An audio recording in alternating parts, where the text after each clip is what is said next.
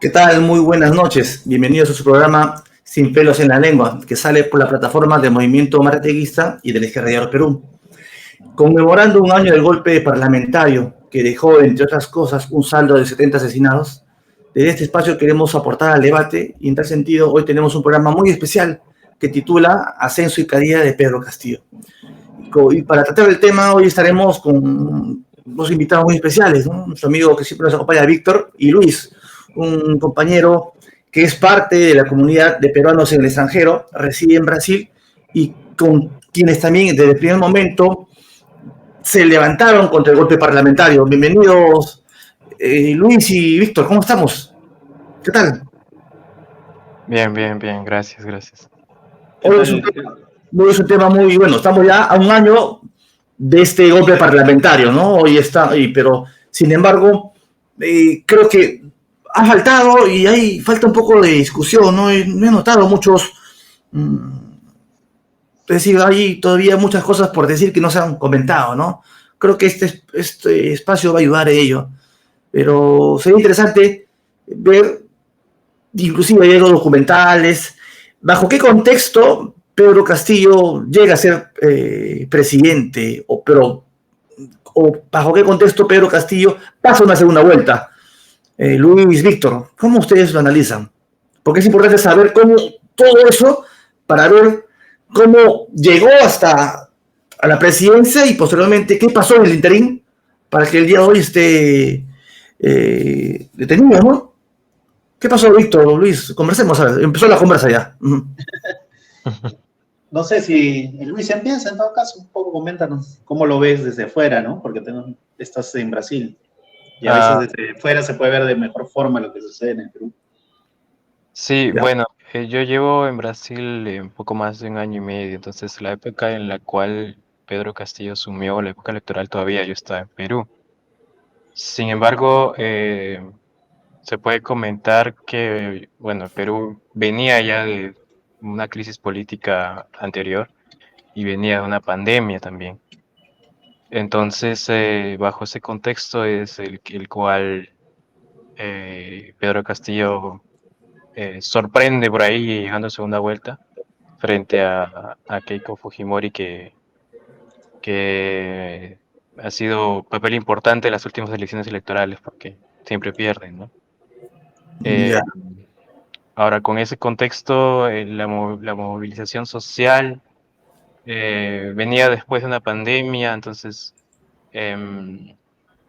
por ahí que hubo algunas protestas en el gobierno anterior que fue Sagasti. Sin embargo, no recuerdo que haya sido tan fuerte, ¿no? Claro, o sea, efectivamente, hemos tenido la pandemia del COVID que ha sido a nivel mundial. O sea, terrible, o sea, lo que nunca antes se había vivido, ¿no?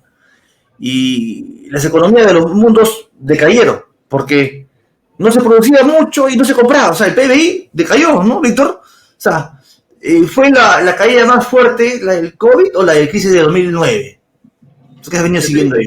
Es evidente que el golpe económico fue fuerte, ¿no? Y un poco lo que dice Luis, la crisis del COVID creó una crisis que creo que hasta ahora la estamos teniendo mucho de los sectores en el país, ¿no? Lo estamos viviendo y diferentes sectores buscan en cierta medida salir adelante, pero esta crisis, ¿a qué se debe? ¿No? ¿Qué desnudó la crisis? ¿Ya? La crisis que desnudó, que había un sistema capitalista que se había venido usufructuando, ¿correcto? Sí, pero Ricardo, o sea, en el fondo demuestra de que la incapacidad de una sociedad para poder responder a hechos como la pandemia, ¿no? O sea, era incapaz el país de poder sostener mínimamente una política clara de lo que podía suceder, y las supuestas masas grises que existían en el tema de salud, que estaban articulados alrededor de Foro Salud, que es el espacio del reformismo. Pero había 100 camas UCI, ¿no? En todo el Perú. Claro, o sea, ¿te acuerdas a esas políticas de un día salían los hombres, un día las mujeres? O sea, era la ineptitud hecha carne, ¿no? O sea, yo creo que estos tipos, Matú, el otro, el famoso Víctor Zamora, y el actual, creo, director regional de Piura, que también fue ministro de Castillo, demostraron la ineptitud completa. Entonces, había en la población un malestar de que no se había llevado adelante de forma adecuada las cosas, ¿no? El tema de COVID, y eso desgastó a Vizcarra, al punto de que Vizcarra duró hasta diciembre de ese año, y luego vino este proceso de rápidos presidentes en las cuales se jugó en el Parlamento tratar de solventar este problema. Y mucha gente, recordemos que en ese diciembre del 2020, si bien no me recuerdo, salió a movilizar. Y esto llevó adelante a que asuma una persona muy, muy conocida en los sectores del Partido Morado y algunos sectores de la izquierda, ¿no? Que era Sagasti, ¿no? Sagasti asume, y Sagasti, por los contactos internacionales, logra algo que casi era imposible, que era el tema de las vacunas.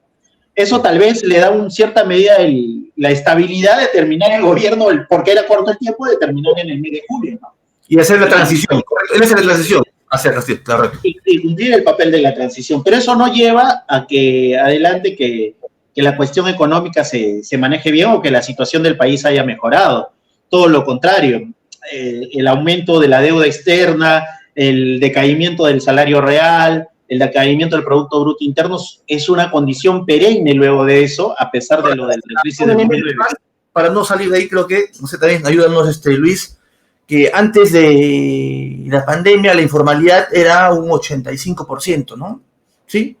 Y después de la pandemia la informalidad supera el 90%, 90 y tantos. O sea, es decir, nos ha precarizado, ¿correcto? Ha creado lo que decía Marc, un ejército industrial de reserva, lo ha multiplicado. Eso claro, justamente tú preguntabas, ¿no? ¿Qué es lo que desnudó la pandemia con respecto al sistema? Y no nos olvidemos, o en todo caso recordemos, cuando las clínicas cobraban altísimos dinero por atendimiento, ¿no? En caso de COVID, ¿no? Y no olvidar esto de que mencionas de la informalidad, a quienes golpearon más el COVID-19. ¿Qué población fue la que más sufrió? Que justamente las personas que se ganaban el salario del día a día, pues, ¿no? De la noche a la mañana a la casa, y eso no era una solución. Y definitivamente eso incrementó más el tema de la informalidad y la precariedad, sobre todo la precariedad en cuestión. Correcto, entonces hubo un contexto, ¿no? Ahora, estamos ahí. Sin embargo, inicialmente, ¿quién era dentro de, sí, así por decirlo, la izquierda que se había creado una figura para asumir? Creo que Verónica Mendoza era conocida, había sido parlamentaria, tenía los medios de comunicación constantemente tras ella, ¿no? Hablaban de ella. Para bien o para mal hablaba, ¿no? A diferencia de un Pedro Castillo, profesor, que era menospreciado. Hubo inclusive unas estadísticas de cuánto tiempo se le dio a Pedro Castillo. Y al que no se le consideraba era, ¿no? O sea, ¿por qué, compañeros, Víctor, Luis, por qué el voto fue hacia Castillo y no fue hacia Verónica en la primera vuelta? ¿Qué pasó? No sé, Ricardo, si es que podríamos recordar un poco que no solamente estuvo ella como representante supuestamente de un sector de izquierda, ¿no? También estaba Johnny Lescano. Uh-huh. Yo creo que hay algo que se evidencia. Lescano estaba apuntando en un momento, ¿correcto? Claro, sí. Claro. Por bastante tiempo. Por bastante tiempo estuvo punteando Lescano. Y hay un tema que es importante en una crisis siempre evaluar, y que lo hemos visto ahorita recientemente en Argentina. Uh-huh. Sostener tu propuesta radical te permite mantener tu voto y crecer. Correcto. O sea, radicalizar tu propuesta y proponer los cambios sustanciales te permite eso. Cuando tú te suavizas, cuando tú edulcoras tu discurso o cuando dices, oye, podemos ganar a la clase media para poder sumarlo y por lo tanto no hay que darle miedo a la clase media de lo que venimos haciendo. ¿Y qué significa eso? Ir a sentarse con empresarios, ir a disminuyendo tu discurso, que fue lo que le hicieron a Lescano, pues, ¿no? A Lescano le hicieron reducir su discurso, asumió Verónica y Verónica también redujo su discurso, pero en el fenómeno entre Lescano y Verónica hubo un tema también, que muchos de los militantes de estos sectores llevaron adelante un discurso racista. Yo recuerdo mucho, luego de los que fueron funcionarios del gobierno de Castillo, que hablaban de que el profesor debía retirarse de las elecciones, de que su situación como migrante no era compatible con una Verónica Mendoza que representaba a la izquierda, y entonces ellos llamaban a que voten por Verónica durante este periodo, ¿no? Entonces, en ese marco de hechos, rápidamente aparece un personaje que tiene una victoria política que no la tiene Verónica Mendoza, y eso hay que decirlo, que es la victoria del aumento de salario de los docentes. Y en medio de una crisis, las personas buscan a alguien que pueda solventar o detener esa crisis. Si Castillo representa la victoria en el movimiento gremial, permite en cierta medida a cualquier persona decir, oye, este mínimamente nos va a salvar de esta crisis. Una crisis en la cual la termina pagando la gente de a pie, y a diferencia de lo que sucedió con las movilizaciones, esas movilizaciones docentes demostraron de que había una esperanza de cambio mínimamente por medio de la movilización, ¿no? El sector de clase de Castillo, al ser un maestro de una escuela rural de provincia, era totalmente distinto a la de una Verónica Mendoza, que estoy seguro, pues, que tiene el dinero para irse de acá para allá, tiene pasaporte o sea. Yo tengo una hipótesis, que el hecho de que haya hecho la alianza con Verónica le significó el detrimento de muchos votos de la periferia, recordando mucho la política que tuvo los candidatos de Verónica Mendoza. Esta frase, por ejemplo, de Maritere Bustamante, de irse al último final del mundo, maltratando las zonas del interior y diciendo que ellas solamente tenían que hacer campaña en las zonas urbanas de Lima, evidentemente lleva a crear ese estigma a una persona, a un conjunto de personas que representan ya en cierta medida la partidocracia, lo más rancio de la política, ¿no? Y eso lo hemos visto en este último periodo con Castillo, ¿no? Los negociados para sostener, y es más, hace poco con el asesor de Patricia Benavides, que viene de sus canteras, ¿no? Ya, entonces, dicho esto, esos fueron los elementos que determinaron el triunfo de Castillo, una situación internacional, el vacío que deja Verónica y la izquierda al no radicalizar su discurso cuando había más de 300.000, muertos por la pandemia, ¿no? Una crisis terrible. Entonces, lo más lógico era tener un discurso más a la izquierda. Entonces, quien lo tuvo en ese momento fue Castillo, que coincidió con una voluntad de cambio, ¿correcto? Eso permitió que pase la vuelta. Hay una cosa acá. Castillo, a diferencia de Lescano y Verónica, sostiene una salida para cambiar el país, que en cierta medida también la refrescó Ollanta en su momento, que también la refrescó Valentín Paniagua en su momento, y que en diferentes momentos lo han agarrado distintos candidatos, que es el tema de la Asamblea Constituyente. A diferencia de Lescano y de Verónica, que tenían un entorno que estaba en contra de la Asamblea Constituyente, y que luego en el gobierno Castillo veremos que esas personas que están en contra de la Asamblea Constituyente juegan en contra de los procesos constituyentes, Castillo mantiene la consigna. Castillo mantiene la consigna. No sabe cómo hacerla, no sabe qué es una asamblea, no se propone claramente que es una asamblea constituyente, pero dice, la única salida para salir de esta crisis es llamar a una asamblea constituyente donde participemos todos. Y esa creo que es una votación que aglutina también. Entonces, eso te fortalece. Ahora, el abrazo de Verónica Mendoza en ese escenario no suma, porque Verónica Mendoza, recordemos que ya marca también la alianza política con Susana Villarán, una persona que en ese momento ya estaba detenida, y que su entorno de asesores era súper desgastada, ¿correcto? Recontra. La Lourdes Flores de la izquierda, algo así. Puede ser, puede ser. Ahora, entonces ya más o menos tenemos un punto. Ahora, hemos caracterizado. Ahora, Luis, entonces, una vez que llega Castillo, ¿cuál fue el papel de la derecha? En tu opinión. Del momento que Castillo pasa a la segunda vuelta, ¿cuál fue el papel de la derecha, el grupo de poder, la prensa? Sí, yo quisiera agregar que esa cuestión que mencionaba Víctor, de que en Lima, para la gran prensa y los grupos de poder, los candidatos a terruquear eran Lescano y Verónica Mendoza, ¿no? Un poco después Verónica Mendoza cuando Lescano empezó a caer. Y como mencionamos, apareció Pedro Castillo ahí, justamente porque tenía estas consignas más radicales. Y esto yo creo que refleja muy bien esa, esa burbuja en la que se vive de la prensa y de muchos limeños sobre todo, de que no ven más allá de Lima qué es lo que sucede, qué es lo que se siente, qué es lo que está pasando. Y yo creo que eso dice mucho, dijo eso en su momento, de por qué Castillo tuvo ese porcentaje de votos y después ¿Correcto? sabemos lo que ocurrió con las protestas con Dina Boluarte. Ahora, Ahora, ¿qué pasó después? Castillo llega, ya, Sí, pasa por la vuelta. Hay después, un operativo contra él, ¿correcto? sí, la derecha o la DBA, como queríamos llamarle, em, montó toda una operación desde el Congreso, desde otros partidos, con otros líderes de derecha, con un discurso demoledor y sobre todo desde la prensa, ¿no?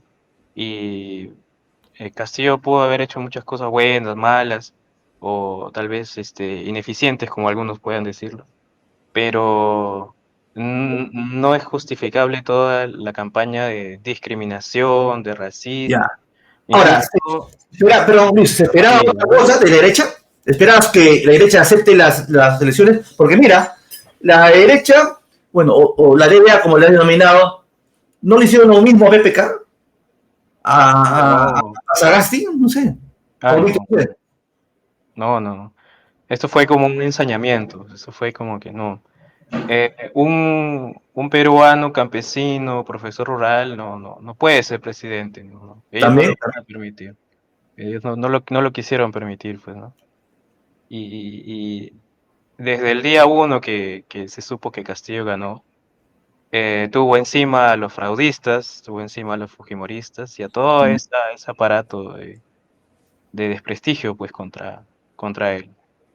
porque también había un elemento que él postuló con una bancada que se decía marxista-leninista martellista, ¿no?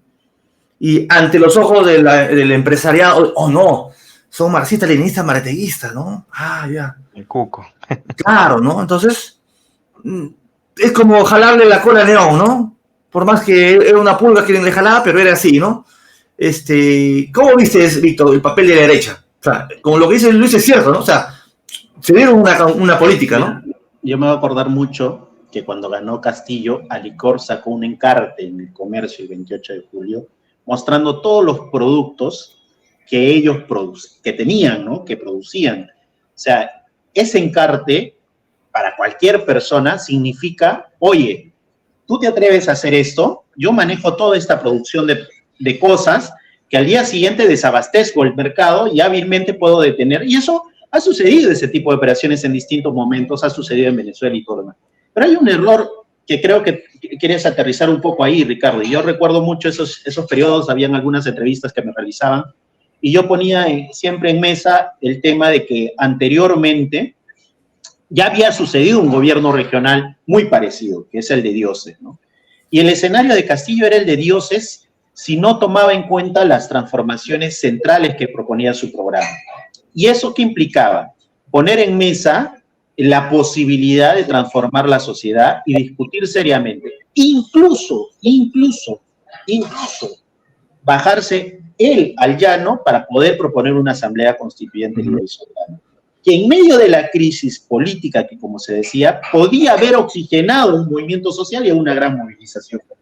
Pero él intentó en todo momento incorporar al gobierno a Ya, estos sectores de la derecha. Hay otro elemento, o sea, es decir, ya sabía, en mi opinión, a ver, en el 2021 sale elegido Castillo. 5 años anteriormente, la bancada del Fujimorismo obtuvo 73 votos, era mayoría absoluta en el Parlamento. 5 años después, en el 2021, el Fujimorismo y sus satélites eran mayoría en el Parlamento, ¿correcto? O sea, era la misma situación. O sea, era el Fujimorismo y sus satélites con Avanza País, Renovación, sumaban 70 y tantos votos. Ya 70 y tantos, ¿ya? Es decir, era ese escenario. La derecha, aparte, combinó con el papel racial que decía nuestro amigo Luis, ¿no? Racial que no iban a permitir, ¿no? Además, porque dentro de la bancada habían algunos que decían, soy marxista, como Cerrón, entonces eso provocó cierto temor. Ahora, ese es el papel, correcto. Ahora, ¿cuál fue el papel de los partidos con los cuales llega Castillo? Porque jugaron papel. Jugó papel los aliados de Perú Libre ahí. De Castillo. A ver. Por eso, Ricardo, yo quería terminar mi idea anterior, ¿no? Perdón, discúlpeme. Y en cierta medida, ese personaje que conocimos alguna vez allá en el 2006 en Cusco, termina siendo primer ministro, ¿no? Y yo me acuerdo de Guido cuando fuimos era difícil estudiantil, fuimos a Cusco y había un chatito así, ¿no? O sea que, no sé, ¿no? Y luego me sorprendí que él haya sido primer ministro, ¿no? Más. Bueno, no puedo, bueno. Sin comentarios. Bueno, yo te digo, o sea, lo sorprendente era, primero, que quienes conocen el Perú Libre no es, pues, un partido marxista-leninista, a duras penas será, pues, no sé, una organización que cree en ideas desarrollistas, ¿no? O sea, seriamente hablando, ¿no? Y lo que generalmente se vio en ese contexto es tratar de negociar, coordinar, empezar a hablar con sectores. Esto determinó la primera caída de su gabinete, ¿no? Que fue la caída de Bellido. La caída de Bellido luego de varios hechos, luego de varios hechos que involucraban algunos temas como el tema petrolero, alguna posibilidad de poner a algunos funcionarios fuera del país, que los medios de comunicación rápidamente aprovecharon para hacer énfasis en eso e incluso plantear investigaciones. Entonces, ese proceso en el cual no se entiende algo importante, Ricardo, para mí, porque a veces hablan ellos de leer a Lenin, el Estado y la Revolución. El no entender el Estado burgués te lleva a creer que tú puedes administrar el Estado burgués. Claro. Y que tú estás ahí para poder lograr lo mejor posible de gestión. ¿Y qué implica esa gestión? Bueno, lanzar algunos alaridos y proponer cosas que en el fondo no percibes de que evidentemente puedes crear problemas como, por ejemplo, que el salario mínimo o la remuneración mínima no aumente y siga decayendo. Y eso es lo que sucedió durante ese periodo. Ya, sí. Las bancadas, su papel de JP, no Perú, era simplemente la de... Era gobernar. Era su sueldo, ¿correcto? No, más allá de eso, o sea, como tú dices, era tener un sueldo y pelearse por los cargos, por los ministerios, que fue lo que se evidenció constantemente, ¿no? ¿Cuál fue la diferencia entre Aníbal Torres y Cerrón? ¿Fue una diferencia política? ¿Fue una diferencia seriamente política? ¿O era una diferencia de cuántos funcionarios ponía uno y cuántos funcionarios el otro? Ellos tanto, ¿no? Luis, así tú cómo lo veías desde fuera, Luis. En ese día, cuando ya Castillo estaba electo y pasaban los 3 meses, ¿cómo veías tú el gobierno desde fuera?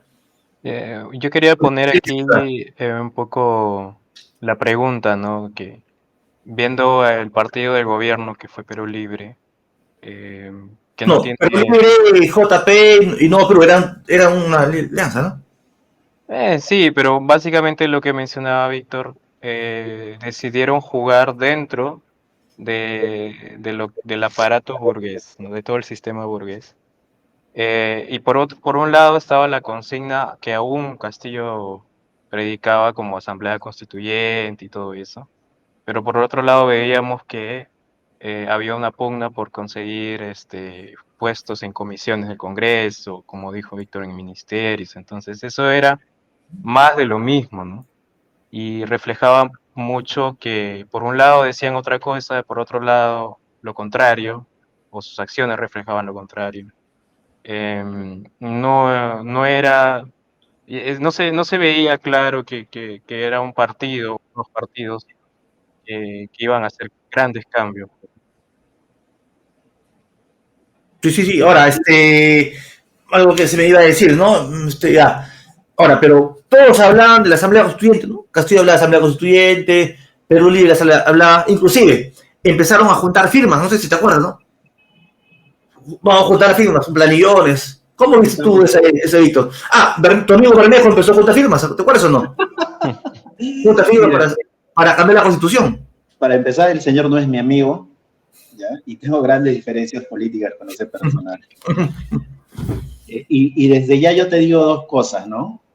Uno, que vuelvo a insistir esto, de que no entienden qué papel cumple el Estado burgués, o sea, el no entender eso, y el segundo, en desconfiar en los métodos que tienen las clases explotadas. Las clases explotadas tienen métodos que los demostró Castillo como única forma para poder conseguir victorias. Y ese método es la movilización a partir de la coordinación de diferentes sectores. Lo que sucedió en el año 2017, que fue las movilizaciones inmensas ante la traición de la dirección del SUTEP, porque el SUTEP se sentaba con el ministro de PPK, porque el SUTEP estaba con algunos de sus ex militantes dentro del Ministerio de Educación coordinando. Ese SUTEP fracasó y esa izquierda que dirigía el SUTEP entró en una crisis tremenda que llevó adelante que aparezca el FENDUC. Ese método de movilización, que fue el elemento de victoria, lo olvidaron. Se olvidaron por completo y creyeron que administrando el Estado burgués iban a lograr algo. O sea, la experiencia que nos deja Castillo, y eso hay que grabarse, no es por la vía de la recolección de firmas, no es por la vía de tratar de presentar un proyecto en el Parlamento. Si son elementos estos para agitar, bien, pero hay que entender que es la movilización de los sectores explotados, porque así de fácil Castillo salió en el año 2017 a los medios de comunicación. No. ¿O cuántos medios de comunicación buscaban a los líderes y Castillo de vez en cuando soltaba una entrevista o dos? Y así podemos ver en diferentes movimientos sociales que se dieron en el país o en el mundo. O sea, la capacidad de llegar a los grandes medios de comunicación es muy difícil si tú no haces parte de tratar de mantener el status quo. Entonces, cuando esta gente llega al Estado, piensa, oye, puedo ascender socialmente acá, ¿no? Entonces, algún elemento más, pero y Económicamente. van incorporando a sus amistades, ¿no? Este tal Jaime Villanueva, que es el que ahorita está detenido, que es asesor de la fiscal, ¿dónde trabajó antes? Con Anaí Durán, con esos parlamentarios. O sea, es decir, esta gente al ver que ha llegado al Estado, incorpora a sus amigos sin ningún criterio político, ¿no? Y después cuando lumpen. Mira, yo antes que pasarle a Luis, yo creo una cosa pequeña. Las teorizaciones que hizo Paulo Iglesias, el propio Enrique Dussel y otros conciben la posibilidad de administrar el Estado burgués. La práctica, porque es una cosa la teoría y otra cosa la práctica demostró que esa teoría sin elementos que vinculen la lucha de clases lleve adelante fracasos de una serie de gestiones. Miremos ahorita a Pablo Iglesias cómo está llorando en España por un puesto en el ministerio. Cómo están llorando por mantener su canal Red. O miremos cómo está Morena en este instante sosteniéndose en México con el aparato del ejército para poder mantener el gobierno a las próximas elecciones. O sea, eso demostró, estos elementos demostraron una vez más que las políticas que intentan desde el Estado burgués cambiarla fracasan. Correcto. Fracasan. ¿Cómo lo viste tú, Luis? ¿Coincides con Víctor? Sí, sí, y mencionar que al final el gobierno de Castillo y las bancadas de izquierda en el Congreso, al final fueron más de lo mismo, ¿no? Siempre Ya. dentro del sistema del aparato burgués, Y Ahora, un poco lo que mencionábamos cuando llegamos a una chiquita, como una chiquita. Sí. Cerrón dijo en una de sus tantas entrevistas que él nunca quería hacer gobierno, solamente quería pasar la valla. Por eso pues puso cualquier cosa en su lista. Puso a... Ayer lo volvió a decir Rojas, ¿no? Puso cualquier cosa, ¿no? Ya, perdón Luis. No, Te cedo la palabra. Bueno, siguiendo lo que habíamos mencionado de la etapa electoral, una de las consignas que tenía Castillo era la Asamblea Constituyente, ¿no? Antes de ser elegido. Cuando es elegido, los medios para llegar a ello, como mencionó Víctor, fueron juntar firmas, promoverlo mediante el Congreso y todo eso. Y yo creo que eso hizo de Castillo y Perú Libre más de lo mismo de ablandar las propuestas, ¿no? Y fíjate que después, un poco, ya me voy a adelantar un poco, cuando ocurrieron las protestas contra Dina, una de las consignas seguía siendo Asamblea Constituyente de la población movilizada. Bien. Ahora, entonces ya, vamos al papel ya. Ya hemos caracterizado la situación internacional, nacional, que llevó a Castillo, el papel de las izquierdas. Ahora, ¿cuál fue el papel de Castillo? ¿Cómo fue de él como ya mandatario, Luis Víctor? Yo creo que... Bueno, pero él en una entrevista dijo, por favor, yo nunca me he preparado para ser presidente. O sea, fue muy honesto, ¿no? Además, también, nadie se prepara para ser presidente, ¿o sí? No sé, Víctor, Luis, no sé. A ver, ¿cuál es su papel?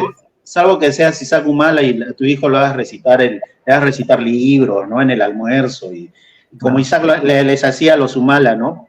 Los casaba con extranjeras, los mandaba a los colegios. No, yo antes que empiece Luis, yo quería colocar algo, ¿no? Que si bien es cierto, puedes decir muchas cosas. Yo creo que hay un tema. Él estaba ahí porque representaba en cierta medida una victoria social. Correcto. Ese método que te lleva... En el interior lo veían como suyo, ¿no? Como un igual. ¿Es así o no? ¿Cuántos profesores apoyaron su campaña y hasta ahora algunos lo apoyan? O sea, esa efervescencia, o sea, olvidarse por qué estabas ahí, cómo estabas ahí, crea un problema. ¿Por qué? Porque terminas adormeciéndote y burocratizando, incluso no terminas haciendo ninguna medida progresiva. Y una cosa, Ricardo, y ahí justo lo estaba compartiendo, no sé si lo puedes poner, es el tema del salario, la remuneración mínima vital, ¿no? No sé si lo puedes ver ahí para que lo que vean también. Mira, ahí este cuadro es muy gráfico, ¿eh? Esta es la etapa del 2018, la última remuneración mínima vital, donde la más elevada, que estuvo en 323 en términos reales.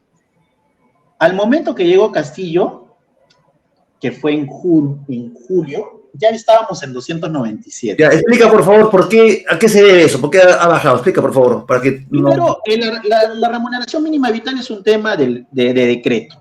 O sea, para que puedas mantener mínimamente que los trabajadores tengan el acceso a algo de alimento que no incluye la canasta básica familiar.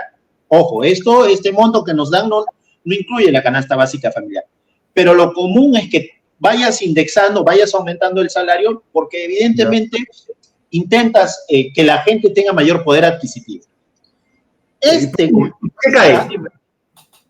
Evidentemente, uno de los elementos es por la crisis tremenda que se da a partir de la pandemia, la inflación y todo el crecimiento de los precios. Es uno de los elementos más fuertes. Y algo importante, Ricardo, el sector productivo. O sea, si no hay producción, evidentemente no tienes puestos de trabajo. Y luego podemos ver tal vez el tema de la informalidad que tú tocabas, que con la pandemia se dispara tremendamente la informalidad. O sea, acá hay un caso. O sea, si supuestamente Castillo representaba a esa clase trabajadora o esos sectores sociales que llevaron adelante el aumento de salario en el año 2017, esto implicaba de que él rápidamente tenía que haber aumentado el salario en vez de estar negociando con el gran empresariado, pese a la resistencia de que tenga el gran empresariado.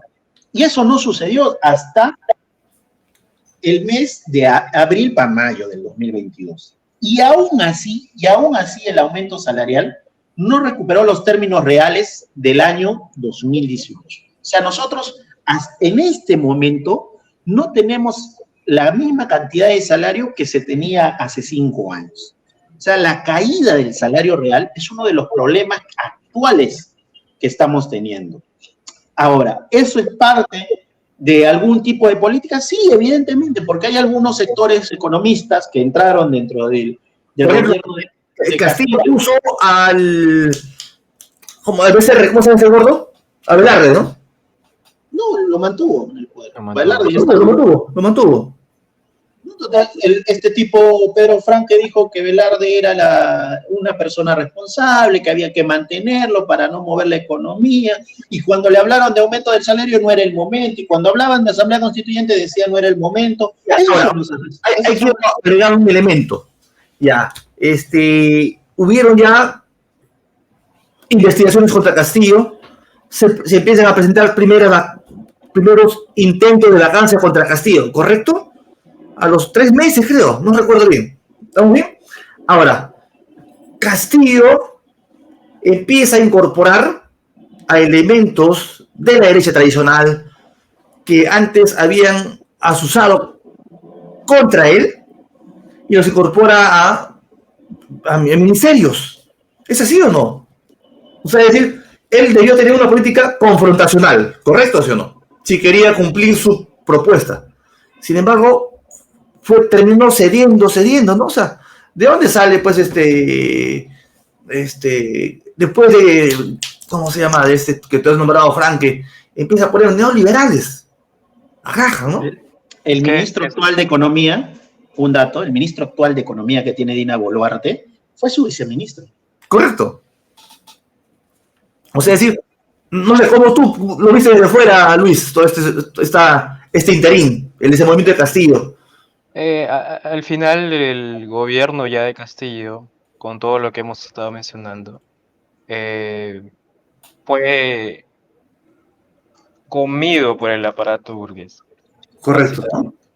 Primero, ablandando sus propuestas, sus consignas más radicales, abandonando la movilización o debilitando eso.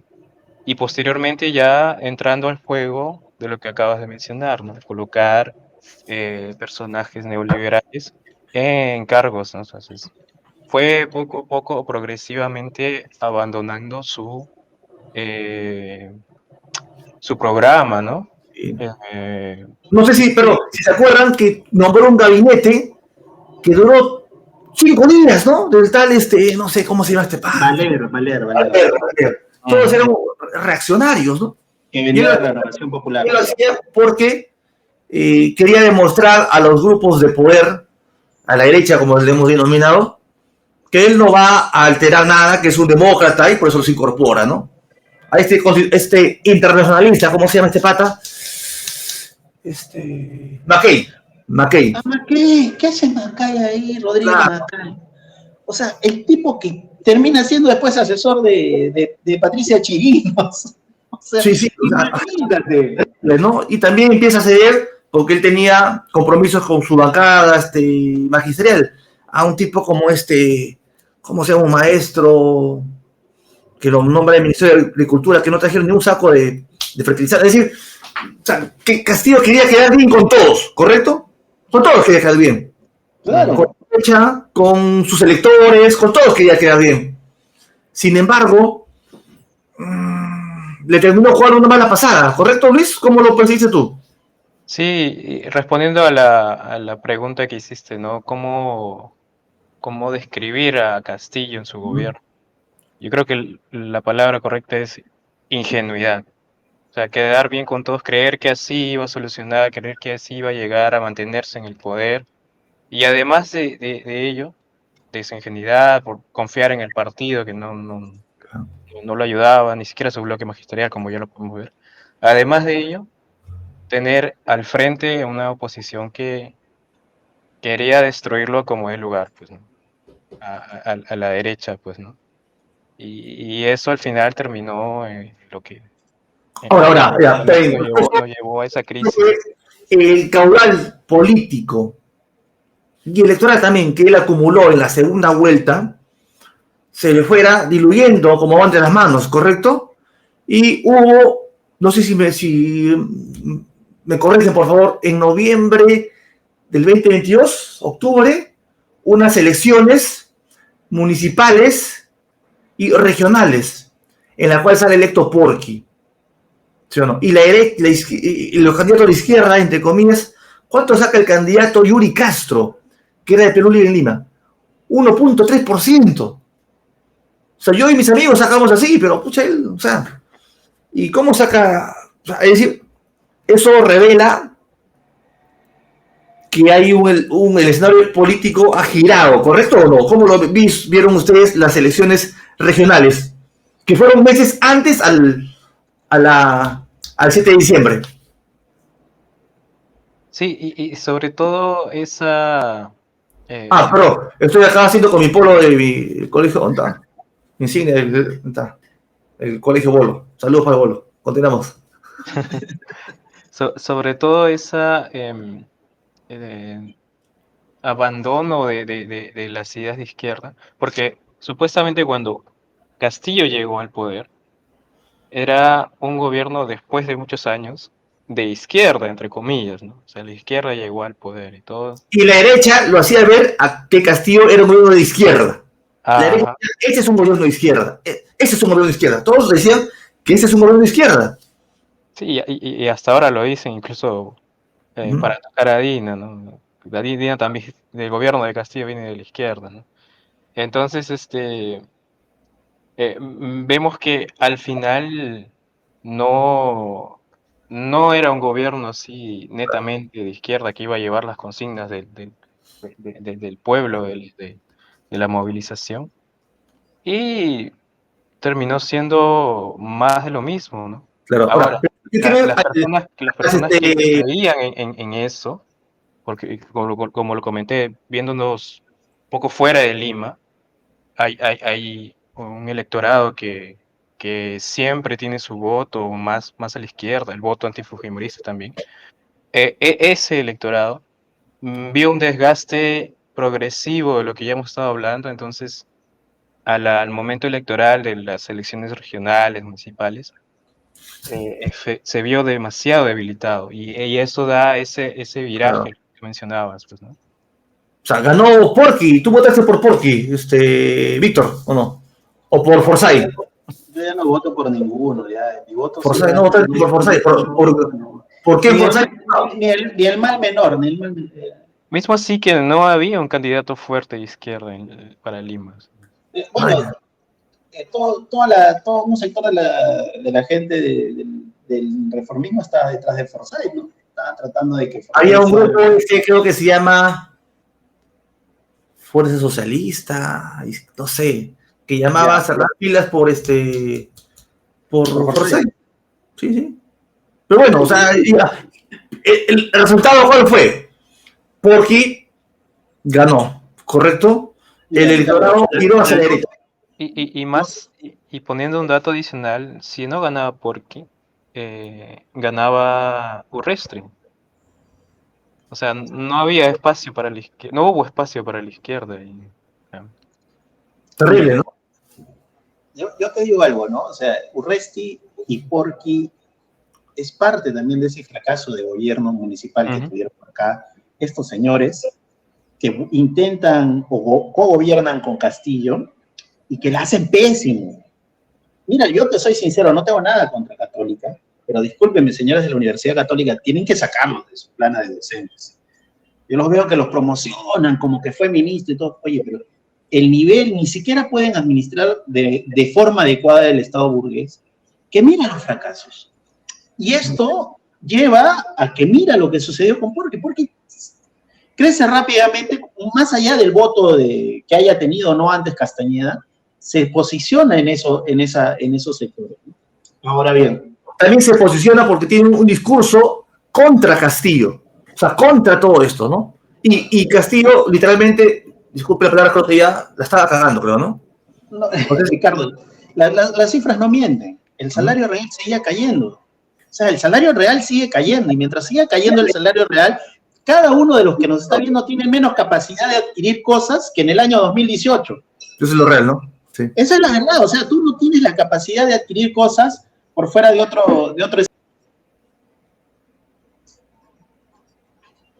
Está tocando la puerta. Muy bien, bien, muy bien. Sí, entonces eso es lo que significaba, ¿no? Es decir, ya un par de meses antes del famoso 7 de diciembre, ya había un electorado abiertamente hacia la derecha y que dieron un voto de rechazo hacia Castillo, votando por Porky, ¿correcto? Exacto. Pero hay otros personajes que también ganan, ¿no? Gana César Acuña en Trujillo, en La Libertad. Empiezan a ganar otros sectores en Arequipa.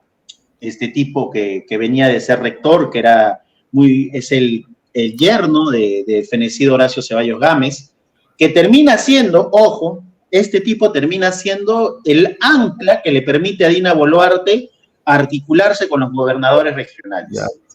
O sea, el de Arequipa cumple un papel de mediación muy importante y que hay que tenerlo en cuenta. Este profesor, el doctor en contabilidad, logra aminorar luego, y lo veremos evidentemente más adelante, en el próximo programa, creo, ya nos quita el tiempo. Pero en general, Ricardo, o sea, la situación económica no anda bien. Ya, entonces, para ir cerrando, porque ya estamos contra el tiempo también, y agradecemos a todos los que nos están siguiendo, ¿cómo resumimos el ascenso y caída de Pedro Castillo, Luis, Víctor? Porque has hecho caracterizado, ¿no? ¿Qué es lo que ha pasado, el interín, y la elección municipal regional, cómo fue cambiando, cómo fue el poder adquisitivo del dinero fue variando? ¿Cómo resumimos esta primera etapa del ascenso, lo previo antes al 7 de diciembre? ¿Qué impresión te deja? Estamos solamente en elementos políticos, ¿correcto? ¿Correcto?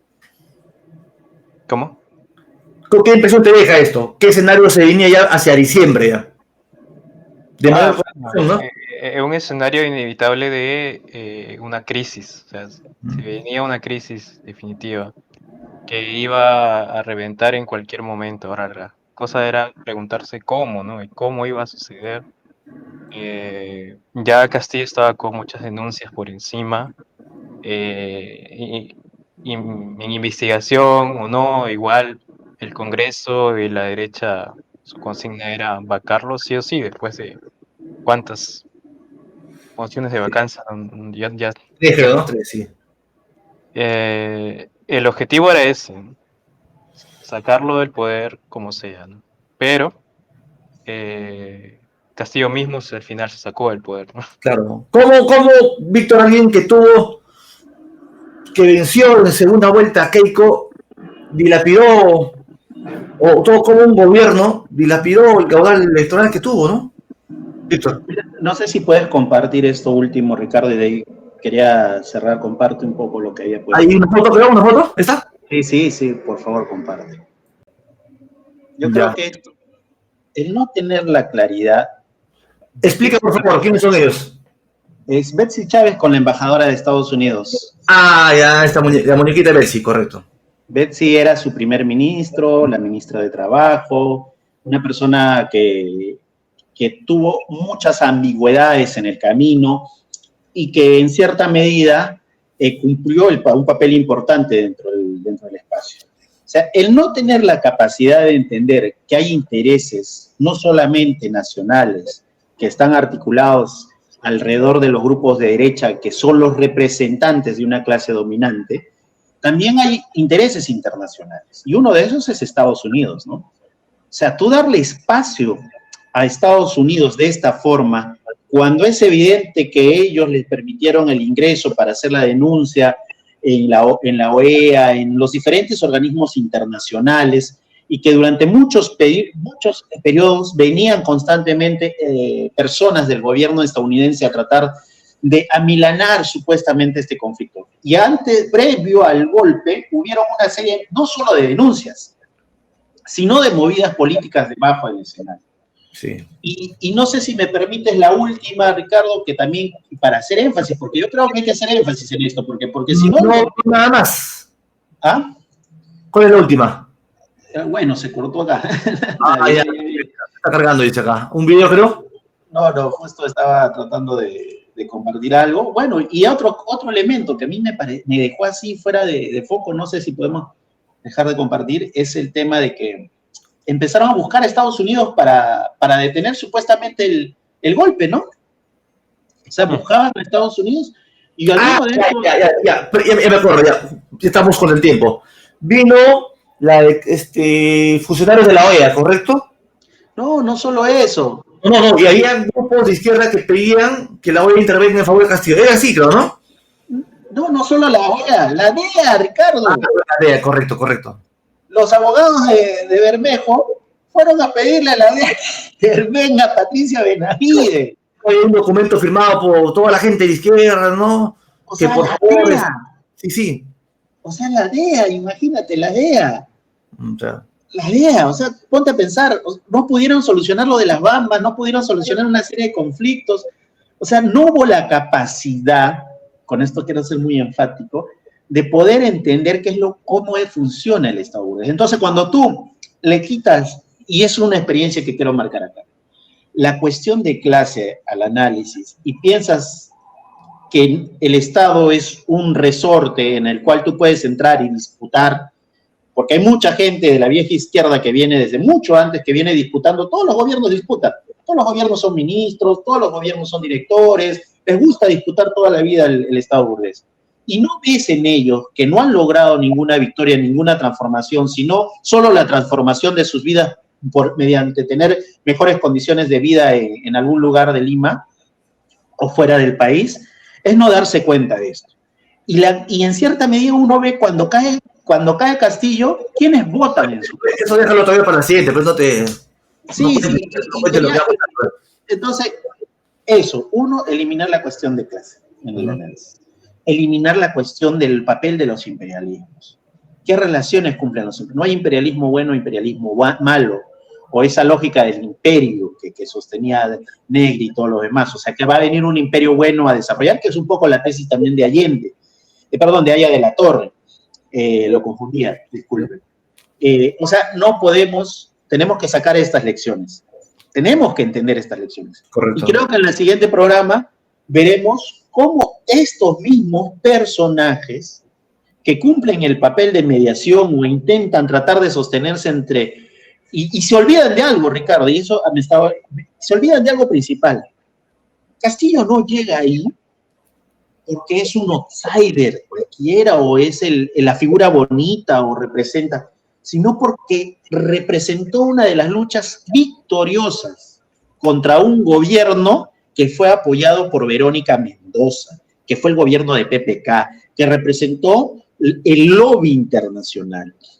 Este Castillo llega por la movilización de los docentes.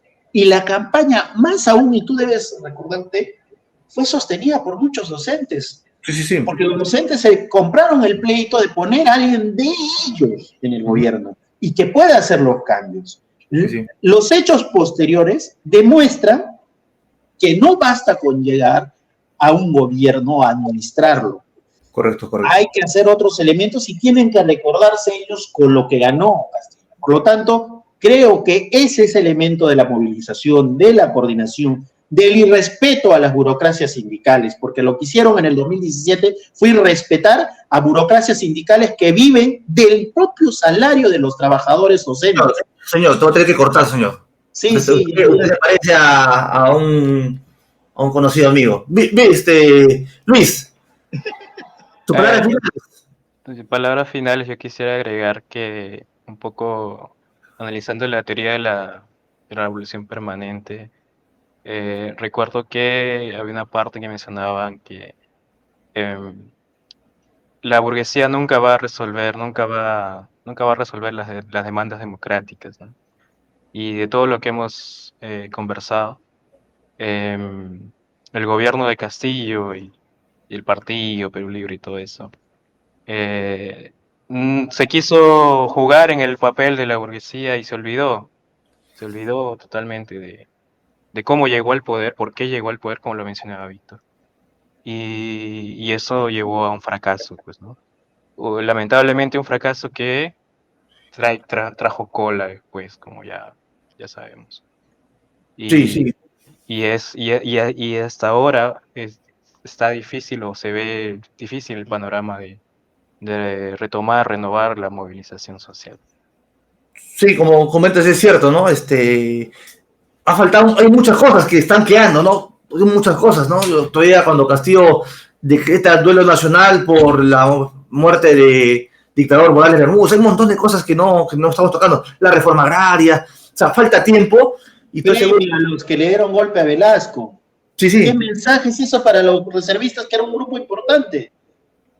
Claro, claro. Entonces hay cosas que o sea, esto tiene para más. Inclusive vamos a continuar siguiendo el jueves, viernes, vamos con el siguiente programa y agradecemos a todos, ¿no? Este es un primer balance que estoy seguro que va a ayudar a complementar, ¿no? Y tiene que hacerse porque es necesario analizar qué hemos fallado, qué estamos haciendo mal para ir de cara hacia el futuro, cómo presentar la política, qué cosas no hacer y cómo interpretar la sociedad y cómo interpretar desde el marxismo el Estado. Porque si no vamos a cometer los mismos errores, va a ser como un bucle. Me acuerdo esa película, no sé, una serie de Netflix, me acuerdo que decía, va a suceder de nuevo, ¿cómo se llama? Los bucles del Doctor Strange. Dark. Dark, va a suceder. Pero, sí. Gracias Luis, gracias Víctor. No sé, Ricardo. No, ya esperamos el día jueves para tocar lo siguiente. Ya, me he despeinado, pero sí. No te preocupes, tu amigo Bermejo te va a peinar. Muchas gracias, cuídate. Y nos vemos en el siguiente programa para seguir discutiendo, porque hay que así. Muchas gracias a todos quienes nos están siguiendo. Hasta la próxima. Para los que nos escuchan, el jueves nos vemos, ¿no? Correcto. Bien. Listo, cuídense. Nos vemos.